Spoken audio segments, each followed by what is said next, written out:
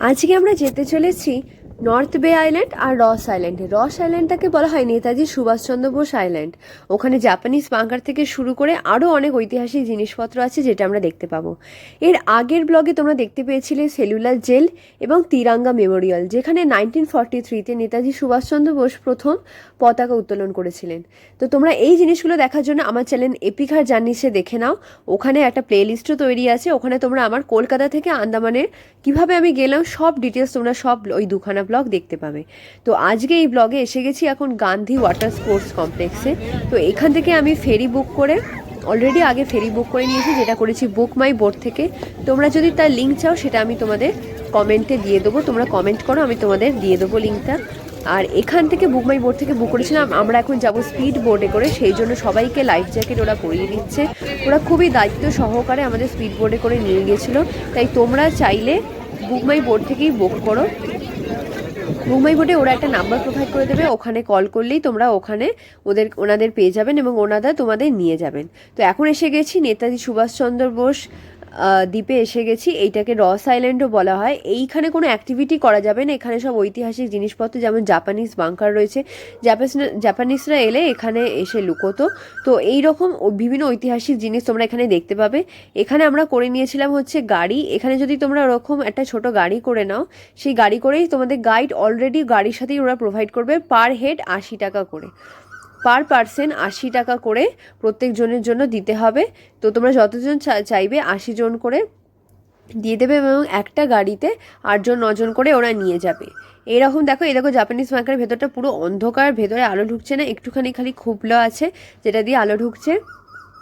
এখন এখান থেকে গাড়ি করে তোমাদের নিয়ে যাওয়া হবে পুরো আইল্যান্ডটা, ওখানে ওরা ঘোরাবেন পুরো রস আইল্যান্ডটাই। প্লাস গাইড তোমাদের যে গাড়ি চালাচ্ছেন তিনিই হলেন গাইড। তিনি পুরো জিনিসগুলো সব তোমাদের বলতে বলতে যাবেন যে কোথায় কি জিনিসপত্র সব কিছু।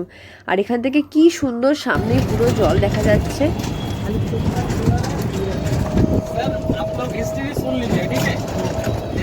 देखिए रेड कलर वाला बिल्डिंग है फॉर्जन आली स्टोर।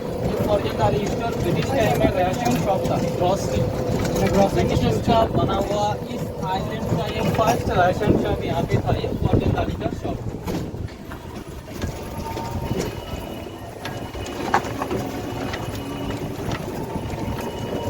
लेफ्ट साइड तरफ में देख लीजिएगा, लेफ्ट साइड में जो फर्स्ट बिल्डिंग है टूटा वाला इधर, यहाँ पे ये प्रिंटिंग प्रेस था। ब्रिटिश टाइम में यहाँ पे न्यूज पेपर प्रिंट होता था। अच्छा, ये वाला बना हुआ स्विमिंग पूल था। अच्छा, उस स्विमिंग पूल का राइट साइड में एक वाटर प्लांट है। उसी वाटर प्लांट में ब्रिटिश टाइम में सी वाटर को मिनरल वाटर में कन्वर्ट होता था। लेफ्ट साइड व्हाइट वाला बिल्डिंग है बेकरी हुआ करता था। अभी का टाइम में बेकरी को मेंटेन करके लाइट एंड साउंड शो के लिए यूज किया जाता है। शो राइट साइड बैठ के देखते हैं, जहाँ पे चेयर लगा हुआ है। शो का टाइम है evening 5:30 to 6:30। Show ticket online से बुकिंग। राइट साइड इस जगह पे tennis court and cricket ground था। ये पूरा एरिया यहाँ पे tennis court and cricket ground का था। ब्रिटिशर्स टाइम में इस आइलैंड का ऊपर में अपना बिल्डिंग ऑफिस वगैरह 1840 में এখানে খুব সুন্দর সুন্দর তোমরা হরিণ দেখতে পাবে। এই হরিণগুলো বলে যে মানুষের সঙ্গে থেকে থেকে এত মানুষ এখানে আসে যে মানুষের সঙ্গে থেকে থেকে ওরা মানুষের ক্ষতি করে না, তবে বেশি কাছে যেও না কারণ শিং দিয়ে গুঁতোতে পারে। তো আর এমনি ওদের কিন্তু কোনো খাবার প্রোভাইড করার নিয়ম নেই। এখানে হরিণদের সঙ্গে তোমরা কিন্তু সামনে দাঁড়িয়ে ছবি ফবি তুলতে পারো, খুবই একটা ভালো এক্সপিরিয়েন্স হবে। আর এখান থেকে তারপর আমরা নেমে পড়েছি হচ্ছে নিচের দিকে, যেখানে আমরা দেখতে পাবো রস আইল্যান্ডের লাইট হাউসটা।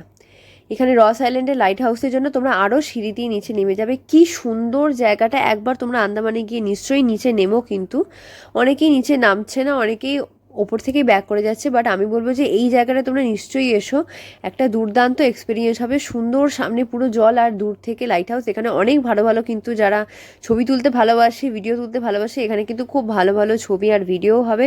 তোমরা এখানে দাঁড়িয়ে রিলও বানাতে পারো। দেখতেই পাচ্ছ কি সুন্দর সামনে জলের কালারটা। এটা কিন্তু হচ্ছে রস আইল্যান্ডে আছে, যেটাকে নেতাজি সুভাষচন্দ্র বোস আইল্যান্ডও বলা হয়।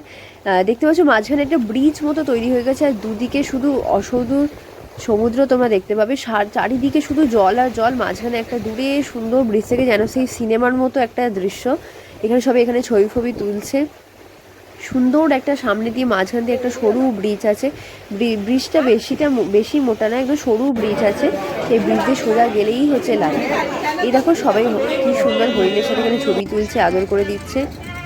তারপরেই আমরা স্পিড বোট ধরে আবার এরপরে চলে যাচ্ছি আমাদের নেক্সট আইল্যান্ড, যেটা হচ্ছে নর্থ বে আইল্যান্ডে। এখন এসে গেছি নর্থ বে আইল্যান্ডে। এই নর্থ বে আইল্যান্ডের কিন্তু কিছু দেখার নেই, এখানে শুধুই হচ্ছে আমাদের অ্যাক্টিভিটি করতে হবে, বিভিন্ন ওয়াটার অ্যাক্টিভিটি। প্যারাসেলিং করা যেতে পারে, স্কাই ডাইভিং করা যেতে পারে, স্নর্কলিং করা যেতে পারে। তার চার্জেসগুলো ডিফারেন্ট, আর ডিফারেন্ট সময় ডিফারেন্ট চার্জেস হয়। এখানে স্নর্কলিংয়ের জন্য 1000 টাকা করে লেগেছিল। আর স্নর্কলিংয়ের সঙ্গে তোমরা যদি ফটো আর ভিডিও চাও স্নর্কলিংয়ে, তাহলে তাদের পার হেড হচ্ছে প্রতিজন হবে 500 টাকা। আর এইখানে ওরা দায়িত্ব সহকারে গাইড সমেতই পুরো ওয়াটার অ্যাক্টিভিটিগুলো সব কিছু করাবে, তাই যারা সাঁতার জানে না তাদেরও কিন্তু কোনো চিন্তার ব্যাপার নেই।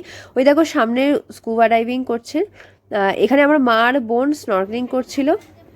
তো এখানে থেকে আরেকটু দূরে গেলেই তোমরা দেখতে পাবে ওখানে স্কুবা ডাইভিংও করাচ্ছে। আর এখানে তারপরে আমরা স্নর্কলিংটা শেষ হয়ে গেছে, আমরা এখানে চলে এসেছি খেতে। ওখানে প্রচুর খাবারের রেস্টুরেন্ট আছে আর থালি সিস্টেমে আছে, তাই তোমাদের চাপের কোনো ব্যাপার নেই। তোমরা এখানে আরাম করে 120 টাকা 150 টাকা এরকম ভেজ থালি, ওখানে ভাত ডাল আনলিমিটেড পেয়ে যাবে তোমরা। আর চিকেন থালি, এগ থালি, ডিমের থালি, মাছের থালি সব কিছুই তোমরা ওখানে বসে খেতে পেরে যাবে।